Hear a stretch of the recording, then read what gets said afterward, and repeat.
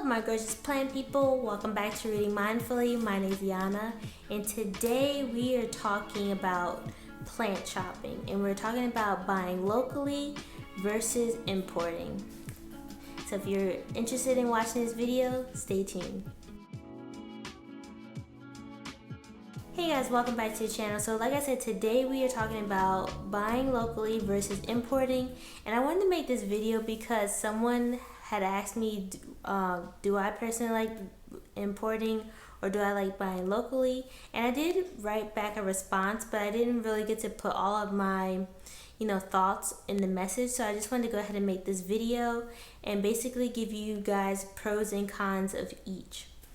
And so basically what it comes down to is personal preference. I mean, personally, or if you guys even watch my videos, I do like to buy my plants locally. And what I mean by local, I mean like going to a nursery in my local area or neighboring states and buying the plants at the nursery, or even buying plants online but still like around my area, or even in the United States, because I am from the United States. So that's what I mean by local, either nursery or online, but kind of like nearby, and not the plant having to travel overseas. And so the pros for buying locally is just, the reason why I really like to buy locally is because I like to go to the nursery, I like to walk around, I love the whole experience. When my mom and I go plant shopping, we just make a whole day out of it. We'll go get coffee or breakfast, and then we'll go plant shopping, we'll have lunch, and we'll just make a whole experience out of it. So that's why I really like to go buy plants locally. I also do like to go to surrounding areas. It's a nice chance to go to other states or other cities and just to see what's out there, and also just to try some new food. So that's one reason why I do like to shop locally. I also do like to talk to the other shop owners and just pick their brains, and just to see how other shopkeepers set up their plants, how they rearrange their plants. It gives me inspiration from my own home, and so that's the main reason. Secondly, it's nice to help out local businesses.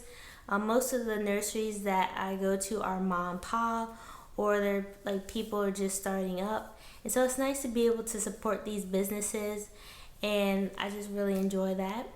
And one of my favorite things about shopping locally is the fact that I get to pick out my own plant. And so when I go shopping locally, you know how they'll have like a whole rack of like Hoyas or Scindapsus. I like to be able to pick out the one that I want, or the plant that has like the most silver on the leaves, or the plant that is just the most symmetrical or full or pink or whatever, what have you. That's my favorite part of shopping locally. I love to pick out my own plants, and you don't necessarily have that when you are shopping online, or even when you're importing from another country. So I really like that part. Another thing that tends to happen when you're shopping locally is that most times you tend to have less damage on the plant, especially if you're picking the plant up from the nursery. It tends to have less damage unless you're buying the plant in the winter and it's like freezing cold.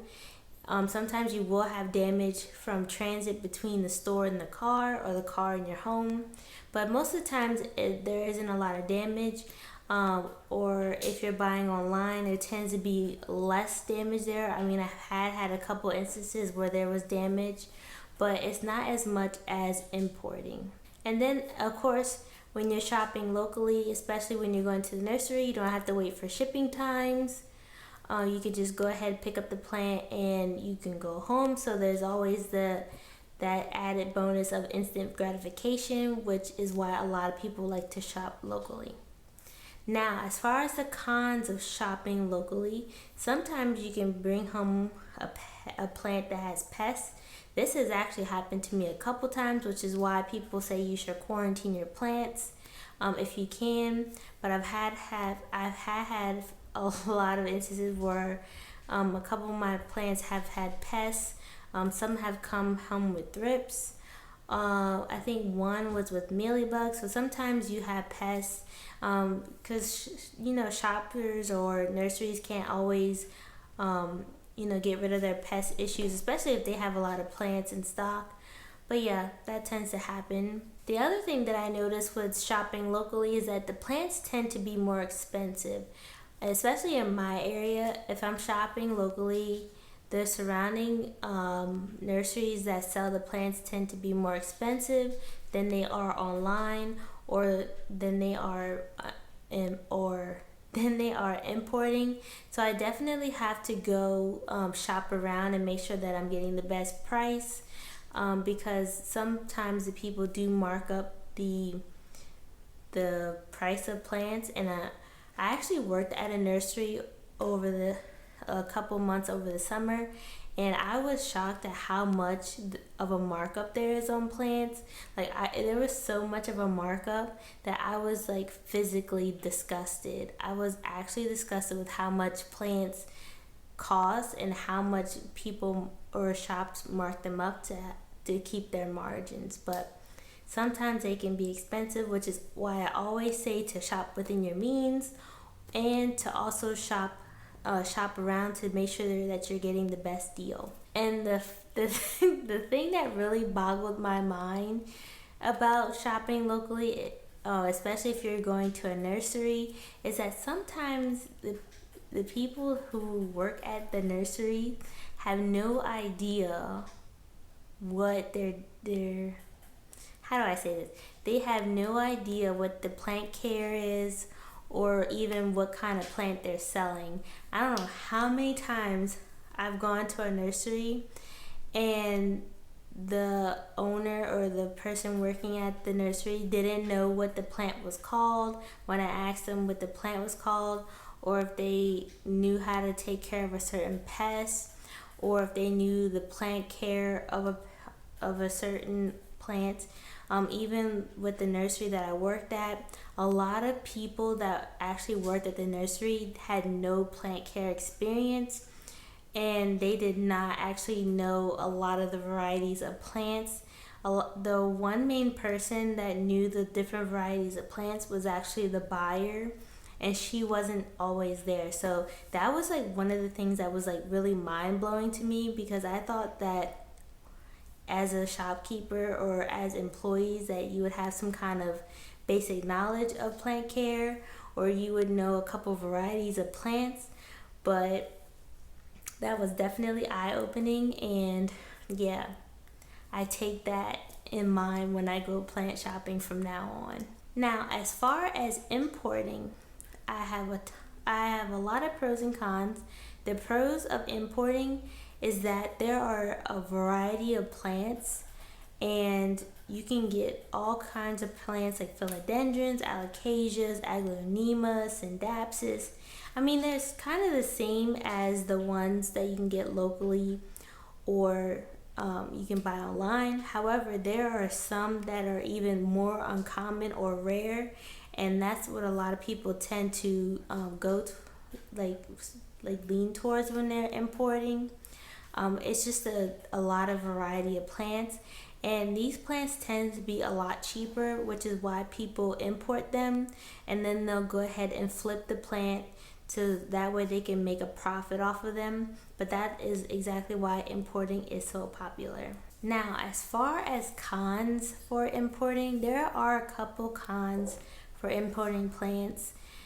There's a long process when it comes to importing plants. They have to get the permits, the phytosanitary, they have to go through the lab. These plants have to be sprayed down so that way they can enter whatever country you're importing to. And as well as you have to wait for them to be shipped and delivered. And so there is quite of a lengthy process. Most of the countries that import plants, it does take about a month for it to be sent to your house from the time that you order to the time that you receive the plant. And so if you're an impatient person, or if you have a couple of deadlines, you just want to keep that in mind. You also want to keep that in mind when you're ordering different times of the year, especially during the winter, or in the extreme hot summer months. You just want to make sure that you're keeping that in mind, so that way you can make sure that your plant, or you can try to mitigate some of the damage that your plant will go through when the plant is going through the shipping process. Also, because your plant is being sprayed with the harsh chemicals so that way it can enter your country, sometimes you have a little bit of shock that the plant goes through, a little bit of stress. Sometimes it affects their roots, but not always. But you just want to just keep in mind that there is going to be some stress, there is going to be a little bit of shock, because the plant is going through a whole process. And not only that, it has to travel quite a bit a distance to get to your home. So you want to keep in mind of the stress and the shipping damages. Another thing that a lot of people don't think about when importing plants is that these plants could be potentially poached from different areas of the country.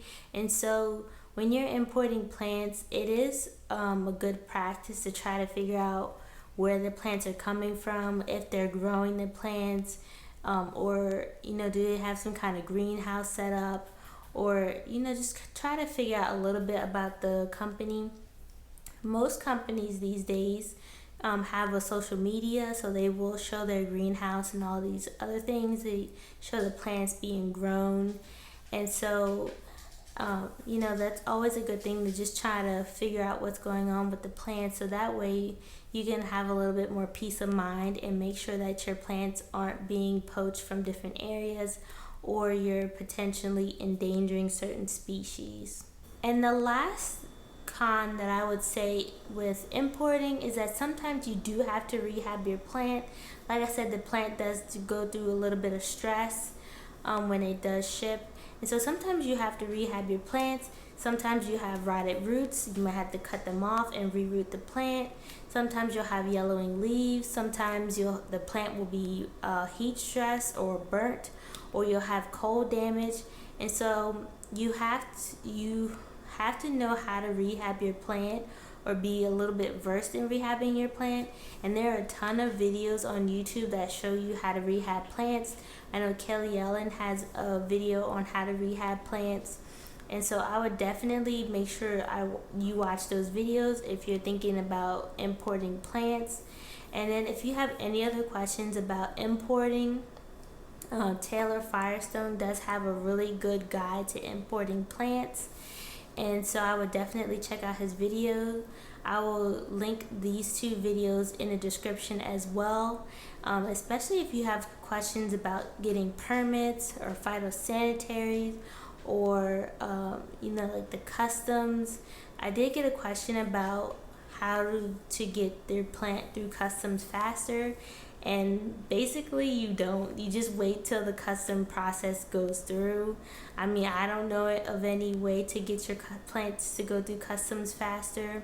I think Taylor Firestone I think he did say something about getting a permit, but like I said, you should definitely check out his video to see what he says about that, because he has a complete guide about importing plants. And yeah, so this is my video on importing versus locally. Like I said, it's all comes down to personal preference.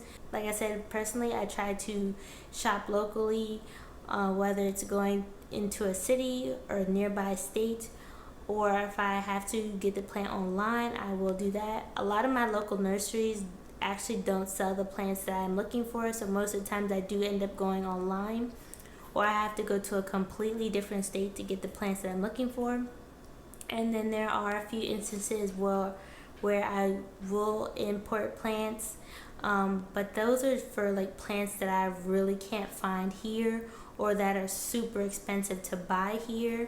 And those would be plants like the Philodendron serpens, or the Philodendron squamicale, or like a variegated peace lily, like the Picasso, not the domino. But certain plants I would have to import, so that way they're not as expensive as it would be to buy in the States, because if I were to buy them in the States, they tend to be double, if not triple or quadruple the price. So those are my thoughts on buying locally versus importing. If you guys have any experience doing either, let me know in the comments section below. Or if you guys have any pros or cons that I didn't think of, also leave that down there. But as always, I just want to thank you guys so much for watching my videos, liking and subscribing, and I will see you in the next one.